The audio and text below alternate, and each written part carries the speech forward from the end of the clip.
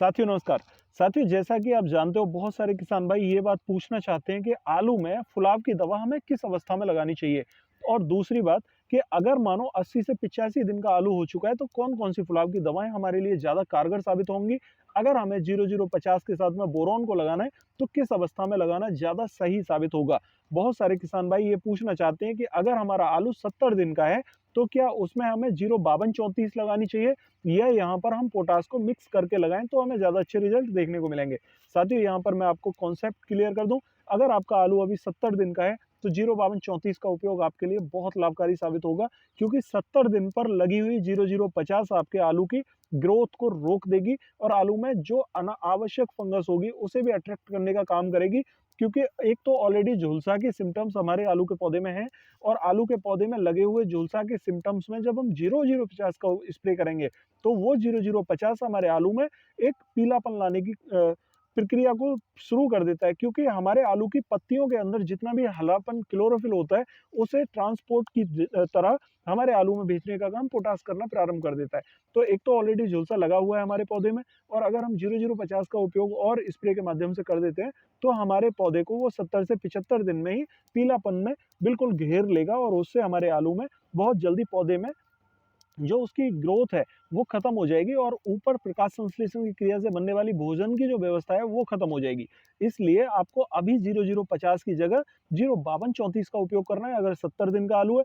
उसके बाद में आप 80 दिन पर जाकर 0050 के साथ में आप बोरॉन प्लस यहाँ पर टवोली इनका उपयोग करके अच्छे रिजल्ट ले पाओगे। उसके पीछे का कारण क्या है कि अगर आप 80 दिन की अवस्था में 0050 लगाते हो तो वो 0050 हमें ट्रांसपोर्टर का काम करेगी, हमारे पौधे के अंदर क्लोरोफिल की मात्रा को आलू तक पहुंचाएगी। और इसके साथ में यदि हम टवोली लगाते हैं तो टवोली हमारे आलू के साइज को बढ़ाने का काम करती है। टवोली एक बहुत अच्छा प्लांट ग्रोथ रेगुलेटर है और हमारे आलू के अंदर जो भी क्लोरोफिल की मात्रा होगी वो हमारे आलू के अंदर बहुत आसानी से शिफ्ट होती रहेगी। दूसरा एक सबसे बढ़िया काम यहाँ पर होता है बोरॉन का। बोरॉन अगर हम लगा देते हैं तो बोरॉन हमारे आलू पर लगने वाले दाग और चिट्टियों को, धब्बों को कम करती है। बहुत जबरदस्त काम क्या करती है बोरॉन, हमारे आलू के ऊपर बने हुए ये जो छिलके होते हैं इन छिलकों को, ये संरचना को मजबूती देने का काम बोरॉन करता है।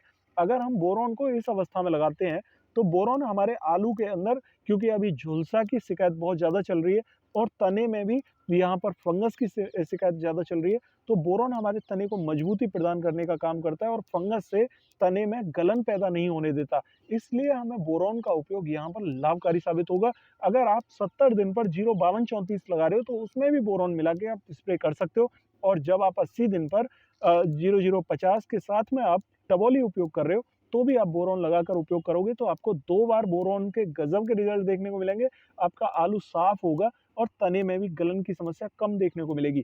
कुछ साथी ये कहना चाहते हैं कि क्या 80 दिन पर हमारे खेत में जब झुलसा बन रहा है तो हम झुलसा की दवा लगाएं या ना लगाएं? साथियों देखो, अगर आपको 80 दिन पर झुलसा की दवा लगानी है तो देखिए वो बिल्कुल अनावश्यक या बिल्कुल बेकार है, क्योंकि अगर आप 80 दिन पर भी झुलसा की दवा लगाना चाहते हो, क्योंकि 80 दिन पर झुलसा ने पौधे को खत्म कर रखा है और इस समय पर झुलसा की दवा लगाने से बेटर है कि आप यहाँ पर टवोली जैसे साल्ट लगा के अपने खेत में जो भी आलू का साइज बढ़ सकता है वो बढ़ा लें।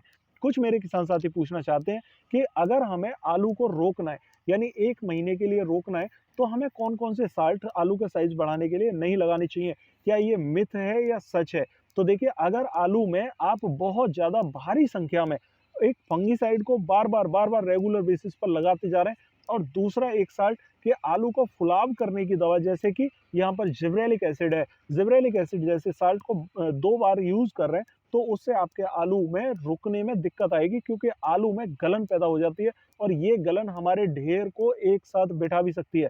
इसलिए जो आलू आपको रोकना है उस आलू में जिब्रेलिक एसिड का भरपूर मात्रा में, यानी भरमार ज़्यादा ना करें, 1 या 2 बार से ज़्यादा यहाँ पर 1 बार भी आप जिब्रेलिक एसिड ना लगाएँ, उसके बेटर है उसकी बजाय आप पैक्लोब्यूटाजॉल का उपयोग करें। पैक्लोब्यूटाजॉल से इतने ज़्यादा अच्छे रिजल्ट मिले हैं कि आलू के ढेर में नुकसान नहीं देखने को मिला है। जिन भी किसान साथियों को बीज के लिए आलू रोकना है, तो वो अपने बीज के आलू के लिए 80 दिन पर अपने पौधे की आल को काट दें। अगर पौधे की जो लंबाई है वो रुक जाएगी, ग्रोथ कट जाएगी पूरी, तो आपके आलू में जो छिलका है वो पकता रहेगा और मजबूत छिलके का जो दाना होगा वो खराब कम होगा। साथियों, आल की कटाई अगर यहाँ पर कर देते हो तो आपका बीज बहुत अच्छा बनेगा और इस बीज को आप आगे रोक सकते हो। कुछ किसान साथी पूछना चाहते हैं कि अगर हमें बीज रखना है तो क्या यहाँ पर टबोली या उसके साथ जिब्रेलिक एसिड हम मिला के लगा सकते हैं या नहीं? तो देखिए, जो आलू में आपको साइज़ सही मिल गया, दाना ठीक है और आपको छिलका मजबूत करना है तो उसके लिए 0050 प्लस बोरॉन मजबूत करेगा, ना कि यहाँ पर टबोली या जिब्रेलिक एसिड। तो इसके लिए आप 0050 के साथ में बोरॉन मिलाकर लगाएँगे तो आलू का छिलका आपको मजबूत रहेगा और आलू में गलन या सड़न की समस्या कम देखने को मिलेगी। उस दाने को आप बीज के रूप में कोल्ड में भी रख सकते हैं और ढेर भी लगा के रोक सकते हैं। साथियों, इस टाइप से आपको काफ़ी अच्छे रिज़ल्ट देखने को मिलेंगे। लेकिन ये काम आपको करना तभी है जब आपका साइज़ 80 से 85 दिन का आलू में हो चुका हो, क्योंकि इस बार दाने का साइज़ काफ़ी छोटा रहा है और अभी भी मौसम ठंडा है। अभी मौसम साफ़ होने के कारण और मौसम साफ़ अगर थोड़ा बहुत भी होता रहता है और आप स्प्रे कर देते हो तो आपको गज़ब के रिज़ल्ट ज़रूर देखने को मिलेंगे। आशा करता हूँ आप मेरी बात समझ पाए होंगे। फिर भी अगर आपकी कोई क्वेरी हो तो कमेंट बॉक्स में ज़रूर पूछिए। अगर चैनल पर नए आए हैं तो चैनल को सब्सक्राइब ज़रूर कर लें ताकि नई वीडियो का नोटिफ़िकेशन आपको सबसे पहले मिल सके। तो